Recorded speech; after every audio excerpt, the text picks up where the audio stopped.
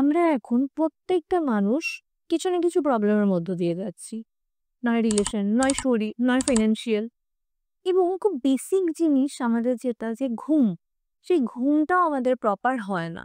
এতটাই আমরা স্ট্রেসের মধ্যে থাকি এবং তার জন্য আমরা মেডিকেশনের মধ্যে রয়েছি, তার জন্য আমরা কাউন্সেলিং করাচ্ছি এবং বিভিন্ন রকমভাবে নিজেদেরকে মোটিভেটেড রাখার চেষ্টা করছি এবং প্রবলেম সলভ করার চেষ্টা করছি। কিন্তু আল্টিমেট দেখা যায় আফটার 3 ডেজ 4 ডেজ আবার সেই সেম প্রবলেম আমাদের মধ্যে চলে আসছে।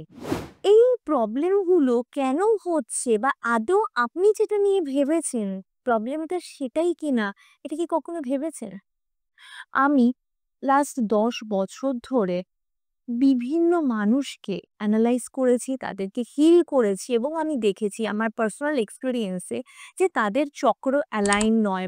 আপনারও যদি মনে হয় যে আপনিও এই সমস্ত প্রবলেমের মধ্যে দিয়ে যাচ্ছেন কিন্তু আপনি কোনোভাবেই সলিউশন পাচ্ছেন না, আপনি আমার ওয়েবিনারে আসুন। আমি আপনাকে প্রমিস করছি যে ২ ঘন্টায় আপনি আপনার লাইফে চেঞ্জ দেখতে পারবেন।